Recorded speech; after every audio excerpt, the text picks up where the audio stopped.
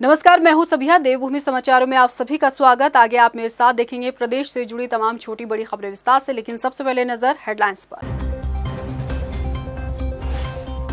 BJP प्रदेश अध्यक्ष महेंद्र भट्ट के बयान से गरमाया सियासी माहौल। महेंद्र भट्ट ने जोशीमठ आंदोलन का बताया वामपंथी कनेक्शन। मुख्यमंत्री ने कहा जोशीमठ को लेकर फैलाई गई भ्रांतियां। बीजेपी की 2 दिवसीय कार्य समिति बैठक में भविष्य के कार्यक्रमों पर मंथन। निकाय और लोकसभा चुनाव को लेकर पार्टी ने तैयार किया एजेंडा। प्रदेश के विकास के कामों का भी जिक्र। चारधाम यात्रा को लेकर सरकार के लिए सवाल और चुनौती दोनों। मुख्यमंत्री धामी का दावा, यात्रा में आड़े नहीं आएंगे जोशीमठ के हालात। अप्रैल में यात्रा का होगा आगाज।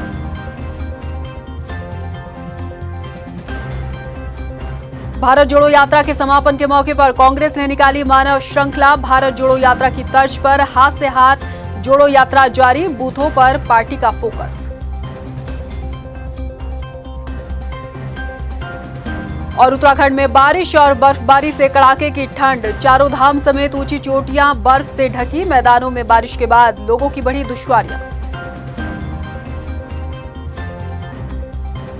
और हेडलाइंस के बाद बुलेटिन में खबरें विस्तार से। बात सबसे पहले जोशीमठ की करेंगे। जोशीमठ में भूदसाव के बाद पैदा हुए हालातों को लेकर सियासत खूब हुई।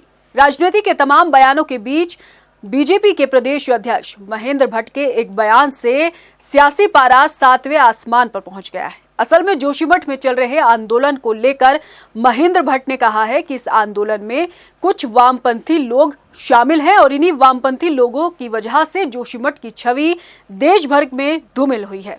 महेंद्र भट्ट के इस बयान से कहीं न कहीं सीएम धामी भी इत्तेफाक रखते नजर आ रहे हैं। इसी साल जनवरी महीने में जोशीमठ में भूदसाव के बाद मकानों में आई दरारें और दरकते जोशीमठ की तस्वीरों को देश भर ने देखा है और वहां के प्रभावितों के हालातों की जुबानी भी आप सभी ने सुनी है कि आखिर जोशीमठ में परिस्थितियां कैसी हैं। जोशीमठ में खड़े हुए हालातों को लेकर सियासी बयानों पर राजनीति भी खूब हुई और इन राजनीतिक बयानों के बीच अब बीजेपी प्रदेश अध्यक्ष महेंद्र भट्ट के दिए एक बयान से सर्द मौसम के बीच माहौल गर्मा चुका है। दरअसल महेंद्र भट्ट का पहले आप ये बयान सुन लीजिए, इसके बाद हम आपको इस बयान को दिए जाने का परिप्रेक्ष्य बताएंगे। जोशीमठ क्योंकि धार्मिक क्षेत्र होने के साथ साथ सामरिक दृष्टि से महत्वपूर्ण क्षेत्र है और वहां पर जो मेरी जानकारी में है कि वामपंथी संगठन उस क्षेत्र के इस धार्मिक यात्रा को, साहसिक पर्यटन की यात्रा को प्रभावित करने का प्रयास कर रहे हैं। वहां की जनता के अंदर भय का वातावरण तैयार कर रहे हैं। तो सुना आपने, महेंद्र भट्ट का कहना है कि जोशीमठ में चल रहे आंदोलन का वामपंथी कनेक्शन है और कुछ वामपंथी लोग जोशीमठ के हालातों को लेकर गलत भ्रांतियां फैला रहे हैं। महेंद्र भट्ट का कहना है कि जोशीमठ में ऐसा कुछ नहीं है जैसा दिखाया और बताया जा रहा है। चलिए अब आपको उनका पूरा बयान सिलसिलेवार सुनाते हैं। क्योंकि सीमावर्ती क्षेत्र है, इसलिए ये विषय इसलिए उठता है कि आखिरकार नेशनल इशू, एक क्षेत्र विशेष में आपदा आती है, कोई जब पहली बार है, कोई जनहानि नहीं हुई है, इसको इस प्रकार से इशू बनाकर आप सीमा के अंदर क्या मैसेज देना चाहते हैं, वहाँ की धार्मिक यात्रा को क्यों प्रभावित करना चाहते हैं, वहाँ के साहसिक पर्यटन को प्रभावित करना चाहते हैं, इसलिए मैंने इस विषय को इंगित किया। बीजेपी प्रदेश अध्यक्ष महेंद्र भट्ट के इस बयान को सीएम धामी का समर्थन मिलता दिखा है। हालांकि मुख्यमंत्री पुष्कर सिंह धामी ने कहा कि पहले इसमें जांच जरूरी है, लेकिन उन्होंने इतना जरूर कहा कि जोशीमठ के हालातों को लेकर कुछ लोगों ने गलत जानकारी जनता के बीच पहुँचाई है और इससे प्रदेश की छवि को नुकसान हो रहा है, जबकि जोशीमठ में हालात सामान्य हैं और वहां के कुछ एक हिस्से में भूदसाव से परेशानियां आई हैं। ऐसे लोग जो पहले चारधाम जो सड़कें बन रही थी उसमें भी विभिन्न प्रकार से अड़ंगा लगाने का काम कर रहे थे, जिनके लिए भारत, उत्तराखंड और यहाँ की जनता का हित कभी भी प्रथम स्थान पर नहीं रहा है, जो केवल विरोध के लिए विरोध करते हैं। ऐसे लोग आज भी कहीं न कहीं किन्हीं शक्तियों के प्रभाव में आकर इस प्रकार के काम कर रहे हैं कि सारे विकास के कार्यों को रोक दें, जो कदापि उत्तराखंड राज्य के हित में नहीं है। महेंद्र भट्ट ने अब जोशीमठ में वामपंथी कनेक्शन को लेकर जो बयान दिया है, उसके पीछे का मकसद क्या है, क्यों है, ये सब जांच का विषय है। चढ़ती कला टाइम टीवी के लिए देहरादून से मनीष डंगवाल की रिपोर्ट। खबरों में बढ़ेंगे आगे। बीजेपी की 2 दिवसीय प्रदेश कार्य समिति की बैठक का समापन हो गया है। इस बैठक में मुख्यमंत्री पुष्कर सिंह धामी, भाजपा प्रदेश अध्यक्ष महेंद्र भट्ट के साथ बीजेपी प्रदेश प्रभारी भी शामिल हुए। बैठक में बीजेपी ने पार्टी के आगामी कार्यक्रमों को लेकर चर्चा की, तो वहीं आगामी चुनावों को लेकर बीजेपी ने एजेंडा भी तय कर लिया है।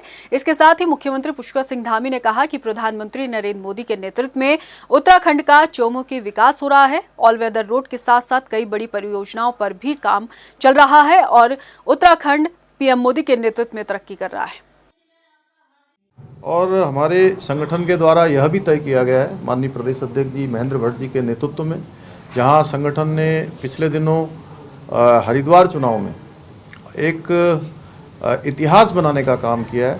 पूरे संगठन को और सभी कार्यकर्ताओं को और सभी पदाधिकारियों को उस मिशन में लगे हुए सभी लोगों को कार्य समिति की बैठक में जहां उनका प्रोत्साहन दिया गया, बधाई दी गई। वहीं होने वाले इस वर्ष के निकाय चुनाव और 2024 का जो एक मिशन है माननीय प्रधानमंत्री मोदी जी के नेतृत्व में 2/3 बहुमत के साथ फिर से भाजपा की सरकार बने। उत्तराखंड में चारधाम यात्रा शुरू होने में अब करीब 100 दिन शेष बाकी है। अप्रैल महीने से चारधाम यात्रा का आगाज हो जाएगा, मगर दरकते और डूबते जोशीमठ के हालातों के बीच सरकार का दावा है कि जोशीमठ के हालात चारधाम यात्रा के आड़े हाथ नहीं आएंगे। लेकिन प्रदेश सरकार के लिए यात्रा कराना सवाल और चुनौती दोनों है। सवाल यह है कि इन हालातों में इतने कम वक्त में यात्रा की तैयारियां मुकम्मल हो भी पाएंगी या नहीं, और चुनौती ये कि पिछले साल के सापेक्ष इस बार रिकॉर्ड श्रद्धालुओं को निमंत्रण दे रही सरकार का क्या यह फैसला सही है, वो भी पर्यावरण के लिहाज से संवेदनशील उत्तराखंड राज्य के लिए। ये रिपोर्ट देखिए आप।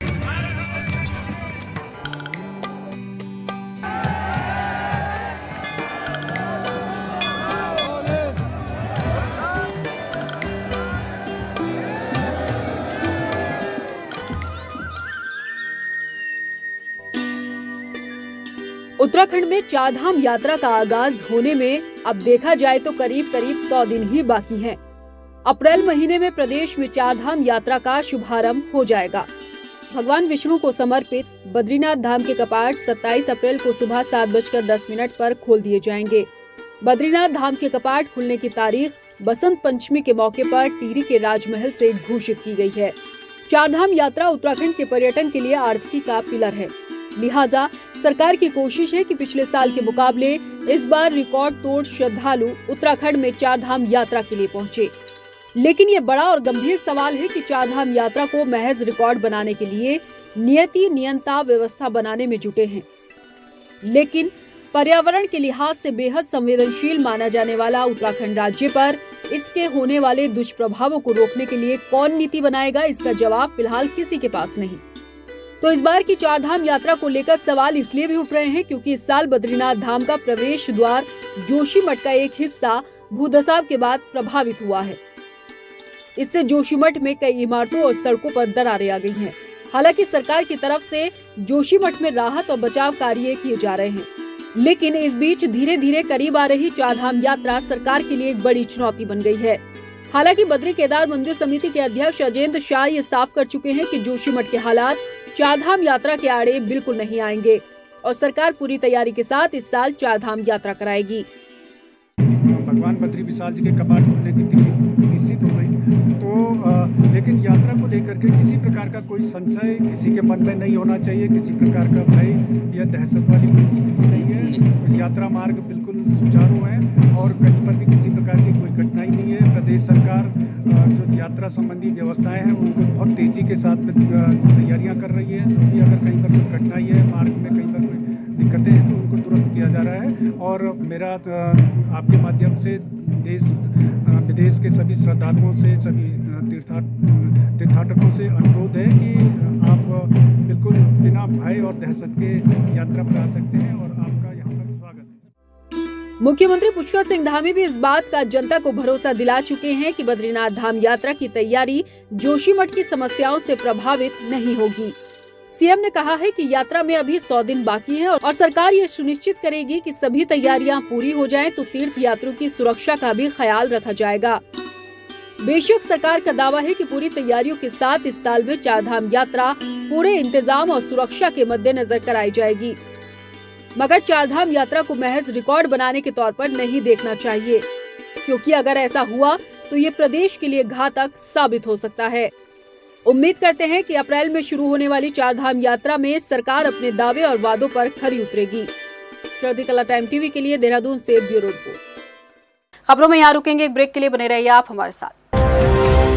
उत्तराखंड में ग्राम पंचायतों को सशक्त बनाने की दिशा में आगे बढ़ रही है सरकार। राज्य में पंचायत भवन विहीन ग्राम पंचायतों के लिए 50 करोड़ की लागत से बनाए गए हैं 500 नए ग्राम पंचायत भवन। राष्ट्रीय ग्राम स्वराज अभियान के तहत केंद्र से उत्तराखंड को मिली है 127 करोड़ की मंजूरी। इस योजना के तहत 200 से अधिक नए पंचायत भवनों का किया जाएगा निर्माण। पंचायती राज विभाग के माध्यम से दी जाने वाली महत्वपूर्ण सेवाओं, जन्म प्रमाण पत्र, मृत्यु प्रमाण पत्र, परिवार रजिस्टर की नकल व सरकार द्वारा जारी एप्लीकेशनों के ऑनलाइन संचालन के लिए पंचायतों को किया जा रहा है कंप्यूटरीकृत। ग्राम पंचायतों पे पहले कंप्यूटरीकरण की सुविधाएं नहीं थी, जिससे कि जनता को बहुत परेशानियों का सामना करना पड़ता था। जब से जो है ग्राम पंचायतों पे कंप्यूटर लगे हैं, तब से ग्राम प्रधानों को तो सुविधाएं हुई हैं, जनता को भी जो है इसका बहुत लाभ मिला है।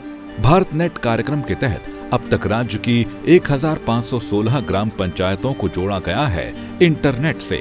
उत्तराखंड की ग्राम पंचायतें बन रही हैं अन्य राज्यों के लिए मिसाल। सतत विकास लक्ष्यों को हासिल करने के लिए आजीविका युक्त गांव, स्वस्थ गांव व उन्नत गांव बनाने के लिए प्रयासरत है उत्तराखंड सरकार। प्रदेश में पंचायती राज व्यवस्था को मजबूत बनाने के लिए हम हैं संकल्पबद्ध। और जोशीमठ आपदा को लेकर अपडेट जानकारी आप तक पहुंचा देते हैं। आपदा प्रबंधन सचिव रंजीत सिन्हा ने प्रेस कॉन्फ्रेंस कर ये जानकारी दी है। जोशीमठ में पानी का डिस्चार्ज कम हुआ है और वहां पर क्षतिग्रस्त भवनों की संख्या भी अब स्थिर है, उनमें कोई बढ़ोतरी नहीं हो रही है। जोशीमठ को लेकर हाई पावर कमेटी की बैठक हुई है, जिसमें प्रभावित परिवारों के पुनर्वास को लेकर चर्चा की गई है। इसके साथ साथ जोशीमठ में जो प्रभावित दुकानदार हैं, जो भूदसाव के बाद वहां पर दरारें आई हैं, उसके बाद जो प्रभावित दुकानदार हैं उनके मुद्दों को लेकर, उनकी समस्याओं को लेकर भी बैठक में चर्चा की गई है। इसके साथ साथ ये तय किया गया है कि जो क्षतिग्रस्त दुकानें हैं उसको लेकर सरकार जो प्रभावित हैं उनको मुआवजा देगी। इसके बदले दुकान बनाकर दिए जाने के मुद्दे को लेकर भी चर्चा हुई है। जमीन के मुआवजे को लेकर कैबिनेट में फैसला लिया जाएगा। इसके साथ साथ व्यावसायिक भवनों के बिजली और पानी के बिल भी माफ किए जाएंगे और जिन लोगों का रोजगार प्रभावित हुआ है जोशीमठ में भूदसाव के बाद, उनको सरकार जो है वो आर्थिक सहायता मुहैया कराएगी। चारधाम यात्रा को लेकर मुख्यमंत्री पुष्कर सिंह धामी का कहना है कि चारधाम यात्रा अपने निर्धारित वक्त पर होगी। प्रदेश सरकार चारधाम यात्रा को लेकर तैयारी में जुट गई है। जोशीमठ को लेकर किसी भ्रम में रहने की जरूरत नहीं है, ये भी मुख्यमंत्री धामी ने कहा है। उन्होंने कहा कि जोशीमठ में 70% लोग आज भी सामान्य जीवन जी रहे हैं। नहीं, देखिए, जोशीमठ को लेकर किसी को कोई कंफ्यूजन नहीं होना चाहिए। आज भी जोशीमठ के अंदर मैं बार बार कह रहा हूं कि 70% जो वहां का जनजीवन है वो सामान्य स्थिति में चल रहा है और आसपास जाने वालों के लिए, बद्रीनाथ जाने वालों के लिए, ओली जाने वालों के लिए पूरी तरह से मार्ग खुला हुआ है। चारधाम यात्रा बिल्कुल सहज रूप में होगी और सुरक्षित होगी। सभी के लिए हम इस प्रकार की व्यवस्था को कर रहे हैं। कर्तव्य पथ पर गणतंत्र दिवस की परेड में उत्तराखंड की झांकी। मानस खंड को देश में पहला स्थान मिलने में इतिहास में उत्तराखंड राज्य का नाम दर्ज हो गया है। मुख्यमंत्री पुष्कर सिंह धामी ने इस उपलब्धि के लिए प्रदेशवासियों को बधाई देते हुए कहा है कि ये उपलब्धि सभी के लिए गौरवशाली पल है। मुख्यमंत्री ने कहा कि पुराणों में गढ़वाल का केदार खंड और कुमाऊं का मानस खंड के रूप में वर्णन किया गया है। स्कंद पुराण में मानस खंड के बारे में बताया गया है। जागेश्वर मंदिर की बहुत धार्मिक मान्यता है। उत्तराखंड की धामी सरकार खाद्य विभाग के माध्यम से एक नई योजना शुरू करने जा रही है, जिसका लाभ प्रदेश की जनता को सीधे तौर पर मिलेगा। इसके लिए खाद्य विभाग ने प्रस्ताव तैयार कर शासन को भेज दिया है। योजना के तहत प्रदेश सरकार सस्ते दामों पर चीनी और नमक राशन कार्ड धारकों को देने जा रही है। खाद्य मंत्री रेखा आर्य का कहना है कि उनकी कोशिश है कि खाद्य विभाग के जरिए आम जनता को चीनी और नमक उपलब्ध कराया जाए, जिससे करीब 23 लाख परिवारों को इसका लाभ मिलेगा।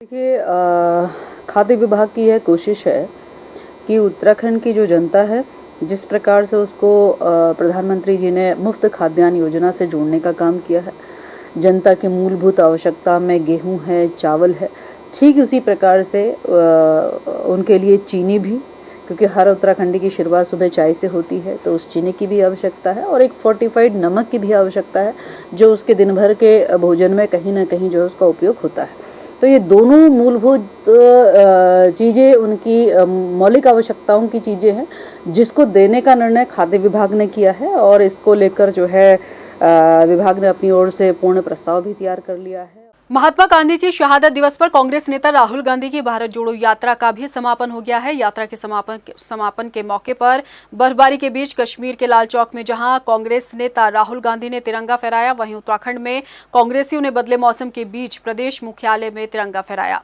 तिरंगा कार्यक्रम के साथ ही कांग्रेसियों ने महात्मा गांधी की शहादत दिवस पर मानव श्रृंखला बनाकर राष्ट्रपिता को नमन किया।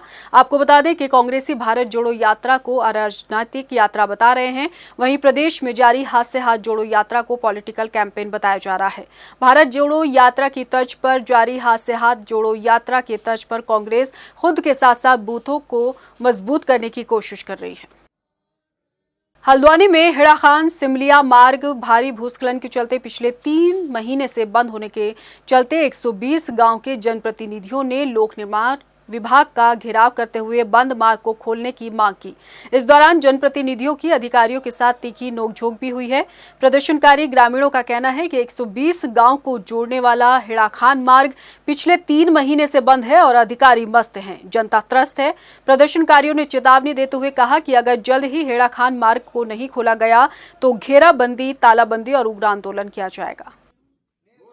इसका मामला सीधा सीधा है, पीडब्ल्यूडी विभाग भ्रष्टाचार में मस्त है, अधिकारी और सरकार पूरे भ्रष्टाचार में मस्त है। जनता के सुख दुख से कोई लेना देना नहीं। हम 1 घंटे से हेड़ाखान शिमलिया जो मार्ग है वो पिछले 3 महीने से बंद है। हम लगातार उसका स्थायी हल खोजने की मांग कर रहे हैं और अधिकारी कह रहे हैं कि हम जो है हमने आपकी आवाज़ नहीं सुनी। हम 1 घंटे से चिल्ला रहे हैं, तो निश्चित रूप से मुझे ऐसा लगता है कि सब लापरवाह हैं। अंधेर नगरी चौपट राजा है और इसके लिए जो है जनता को सड़कों पर उतरना पड़ेगा। आज हम चेतावनी के रूप में आए हैं। लोग यहाँ पे आए हैं, प्रतिनिधिमंडल उस क्षेत्र का आया है, इनकी चिंता बिल्कुल वाजिब है, इनकी चिंता कहीं से गलत नहीं है। और जो 120 या 180 गाँव की बात कह रहे हैं बिल्कुल सत्य है, इसमें कहीं कोई गलती बात नहीं है। और जो बात ये कह रहे हैं कि अगर बरसात होगी ऐसी स्थितियां आ सकती हैं, तो इसको विभाग भी इसके प्रति चिंतित है पूरी तरीके से। बात करेंगे मौसम की। मौसम विभाग की भविष्यवाणी सटीक साबित हुई। रविवार और सोमवार को मैदानी इलाकों में जमकर बारिश हुई तो पहाड़ों पर भारी बर्फबारी के बाद ठंड का सितम और ज्यादा बढ़ गया है।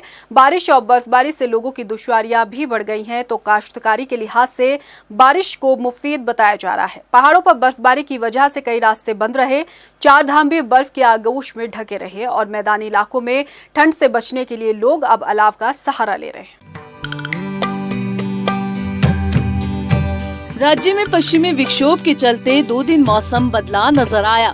मैदानी इलाकों में बारिश ने ठंड में इजाफा किया तो पर्वतीय इलाकों में बर्फ ने पहाड़ों को अपनी आगोश में ले लिया। तस्वीरों में नजर आने वाला ये दृश्य गंगोत्री धाम का है, जहां भारी बर्फबारी की वजह से मंदिर परिसर बर्फ की सफेद चादर से ढक गया।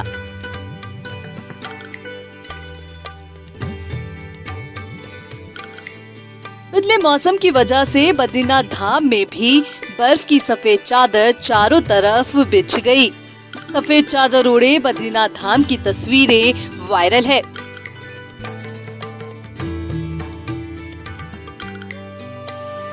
केदारनाथ धाम में भी भारी बर्फबारी हुई। वादियों के बीच ढका केदारनाथ धाम का नजारा देखते ही बन रहा है।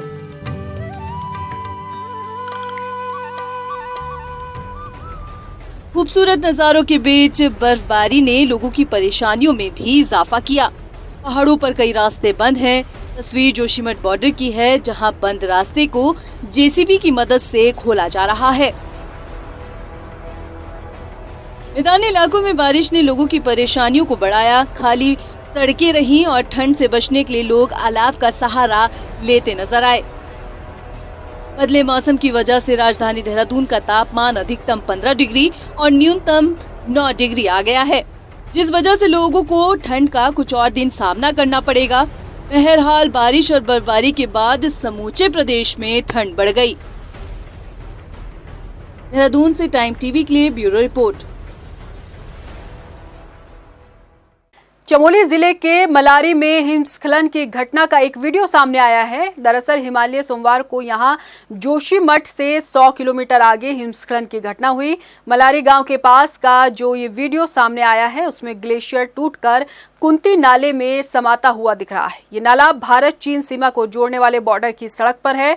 बताया गया कि सोमवार को मलारी नाले में ग्लेशियर टूटने से चारों तरफ बर्फ का धुआं उठा, जिसके बाद से यहां अफरा तफरी का माहौल बन गया। इन दिनों यहां सेना, आईटीबीपी के जवान और बीआरओ के कर्मचारी रहते हैं और घटना के बाद से आपदा प्रबंधन विभाग जो है वो अलर्ट मोड पे है और हिमस्खलन की घटना की जानकारी जुटाने में लग गया है। बताया ये भी जा रहा है कि हिमस्खलन से नुकसान की फिलहाल कोई खबर नहीं है। खनन की लाइफलाइन कही जाने वाली गौला और नंधोर नदी में पिछले 3 महीने से खनन बंद है, कारण वाहन मालिकों की हड़ताल। वाहन मालिक पिछले कई महीनों से अपनी कई मांगों को लेकर आंदोलन कर रहे हैं। वाहन मालिकों के कार्य बहिष्कार करने की वजह से न सिर्फ खनन बल्कि परिवहन विभाग को भी 8 से 10 करोड़ का नुकसान हुआ है। रिकॉर्ड के मुताबिक इन दोनों नदियों में खनन काम के लिए लगभग 10,000 वाहन रजिस्टर्ड हैं, जो हड़ताल की वजह से अब तक रिलीज नहीं किए गए। आरटीओ संदीप सैनी के मुताबिक खनन काम में लगने वाले 10,000 में से 2200 वाहन रिलीज कर दिए गए, जबकि 8,000 वाहन अब तक रिलीज नहीं हुए हैं। वाहन मालिक रॉयल्टी कम किए जाने की मांग कर रहे हैं। अगर हम इसमें खनन की गाड़ियों को देखेंगे तो हमारा दिसंबर लास्ट ईयर की कंपैरिजन करते हैं तो 9,500 गाड़ियां जो हैं वो रिलीज़ हुई थी और इस बार सिर्फ 2200 गाड़ियां रिलीज़ हुई हैं। तो हमारे 7,500 के आसपास गाड़ियां जो रिलीज़ नहीं हो सकी, उनसे हमारे रेवेन्यू का भी नुकसान हुआ है, जिसमें हमारे को लगभग फीस, टैक्स सब मिला लिया जाए तो लगभग 9 से 10 करोड़ का हमारा जो हमने आकलन किया है अभी। बाल संरक्षण आयोग की अध्यक्ष गीता खन्ना की अध्यक्षता में उत्तराखंड बाल अधिकार संरक्षण आयोग की तरफ से एक प्रेस वार्ता की गई, जिसमें गीता खन्ना ने बताया कि आयोग की तरफ से एक साल में कुल 110 शिकायतों का निस्तारण किया गया, जिसमें निजी विद्यालयों की फीस समस्या, बच्चों के अधिकारों से संबंधित समस्या थी। आयोग ने अन्य सभी कामों के साथ साथ राज्य के सभी प्राइवेट स्कूलों में निगरानी रखने के मकसद से एक मॉनिटरिंग कमेटी भी बनाए जाने का प्रस्ताव जारी किया है।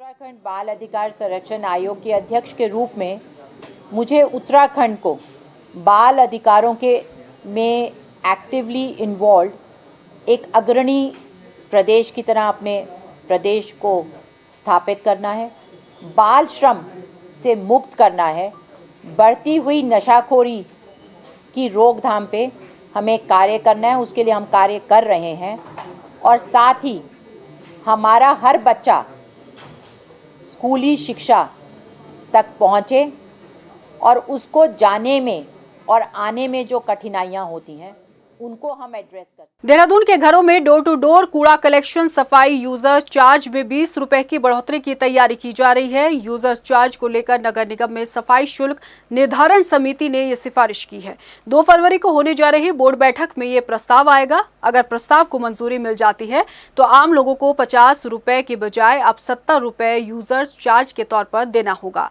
आपको बता दें कि बिजली बोर्ड बैठक में यूजर चार्ज 50 रुपए से 100 रुपए करने का प्रस्ताव दिया गया था, लेकिन पार्षदों के विरोध के बाद बोर्ड ने यूजर्स चार्ज में संशोधन के लिए समिति का गठन किया था। बोर्ड बैठक में यूजर चार्ज बढ़ाने का प्रस्ताव रखा गया था, जिसमें सदन के द्वारा एक समिति का गठन करने का प्रस्ताव पारित हुआ था, जो माननीय सदस्यों की समिति तदुपरांत गठित की गई थी और समिति के द्वारा जो रिपोर्ट फाइनल दी गई है समिति से पूरी वार्ता उपरांत, उसको इस सदन में जो है प्रस्तुत किया जाएगा। ये इसमें एकदम मिनिमल यूज़र चार्जेस 2010 के लगभग जो है यूज़र चार्जेस इंट्रोड्यूस किए गए थे। चंपावत जनपद में अब यातायात नियमों का उल्लंघन करने वालों पर पुलिस इंस्पेक्टर वाहन से नजर रखी जाएगी। साथ ही यातायात नियम तोड़ने वालों के ऑनलाइन चालान भी किए जाएंगे। ऑनलाइन चालान करने वाली मशीनों से लैस नया आधुनिक इंटरसेप्टर वाहन यातायात पुलिस चंपावत में शामिल हो गया है, जिसे पुलिस अधीक्षक देवेंद्र पीचा ने हरी झंडी दिखाकर यातायात व्यवस्था को दुरुस्त करने के लिए चंपावत यातायात पुलिस को सौंपा है। इंटरसेप्टर वाहन है वो बहुत ही तकनीकी रूप में वो काफ़ी एडवांस्ड है और जो ट्रैफिक संबंधित जो भी लोग ट्रैफिक के नियम तोड़ते हुए पाए जाएंगे हमारे जनपद चंपावत में, उनके खिलाफ सख्त से सख्त कार्रवाई की जाएगी और उसमें ये बहुत इम्पोर्टेंट टूल साबित होगा हमारा। पुलिस ने एक और BAMS फर्जी डॉक्टर जावेद को गिरफ्तार किया है। आरोपी रायपुर थाना क्षेत्र के चूना भट्टा के पास लोगों का इलाज कर रहा था। SIT की टीम अब तक 7 आरोपियों को गिरफ्तार कर चुकी है। आपको बता दें कि आरोपी जावेद ने भी 2016-17 में डिग्री मुहैया कराने वाले गिरोह के सरगना इमलाक से 6.5 लाख रुपए में फर्जी डिग्री ली थी। वहीं SIT प्रभारी SP क्राइम ने बताया कि फर्जी डिग्री मामले में पुलिस भारतीय चिकित्सा परिषद के पूर्व अधिकारियों से भी पूछताछ कर रही है। इसके साथ ही अब पुलिस ने गिरोह के सरगना इमलाक पर भी 25,000 का इनाम घोषित कर दिया है। ये जो एक 19/23 थाना नेहरू कॉलोनी में जो फर्जी डॉक्टर्स वाला जो मुकदमा पंजीकृत हुआ था, इसमें कल एक गिरफ्तारी हुई है डॉक्टर की, जिसका नाम मोहम्मद जावेद है, सन ऑफ मोहम्मद हुसैन, और ये चूना भट्टा थाना रायपुर का रहने वाला है। इसका क्लिनिक भी वहीं था और अभी तक इसमें जो है हमारी ये 7वीं गिरफ्तारी थी डॉक्टर्स की, और आगे भी जितने हमारे पास नाम है उसमें हम जो गिरफ्तारियां हैं वो कंटिन्यू रहेंगी। हरिद्वार ज्वालापुर कोतवाली क्षेत्र के सीतापुर रेलवे फाटक पर एक युवक को नाबालिग लड़की से छेड़छाड़ करना महंगा पड़ गया। वहां मौजूद लोगों की भीड़ ने युवक की जमकर पिटाई की और इसका वीडियो सोशल मीडिया पर भी वायरल हो गया। मौके पर पहुंचे ज्वालापुर पुलिस ने युवक को बड़ी मुश्किल से भीड़ से छुड़ाया और ज्वालापुर थाने लेकर पहुंची। इस मामले में पीड़ित परिजन की शिकायत पर पुलिस ने युवक के खिलाफ मुकदमा दर्ज कर जाँच शुरू कर दी है। एक सीतापुर में मारपीट का मामला सामने आया, जिसमें सूचना मिलने पे जब पुलिस गई तो आपस में मारपीट चल रही थी। जब पता किया गया तो एक छेड़छाड़ का मैटर सामने आया, जिसमें पोस्को में मुकदमा दर्ज कर लिया गया है और आवश्यक कार्रवाई की जा रही है। फिलहाल इस बुलेटिन में इतना ही। मुझे दीजिए इजाजत, लेकिन जाने से पहले एक नजर हेडलाइंस पर। नमस्कार। बीजेपी प्रदेश अध्यक्ष महेंद्र भट्ट के बयान से गरमाया सियासी माहौल। महेंद्र भट्ट ने जोशीमठ आंदोलन का बताया वामपंथी कनेक्शन। मुख्यमंत्री ने कहा जोशीमठ को लेकर फैलाई गई भ्रांतियां। बीजेपी की 2 दिवसीय कार्य समिति बैठक में भविष्य के कार्यक्रमों पर मंथन। निकाय और लोकसभा चुनाव को लेकर पार्टी ने तैयार किया एजेंडा। प्रदेश के विकास के कामों का भी जिक्र। चारधाम यात्रा को लेकर सरकार के लिए सवाल और चुनौती दोनों। मुख्यमंत्री धामी का दावा, यात्रा में आड़े नहीं आएंगे जोशीमठ के हालात। अप्रैल में यात्रा का होगा आगाज।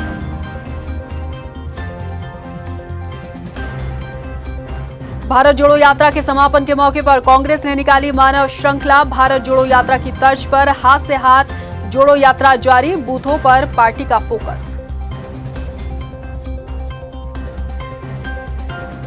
और उत्तराखंड में बारिश और बर्फबारी से कड़ाके की ठंड। चारों धाम समेत ऊंची चोटियां बर्फ से ढकी। मैदानों में बारिश के बाद लोगों की बढ़ी दुश्वारियां।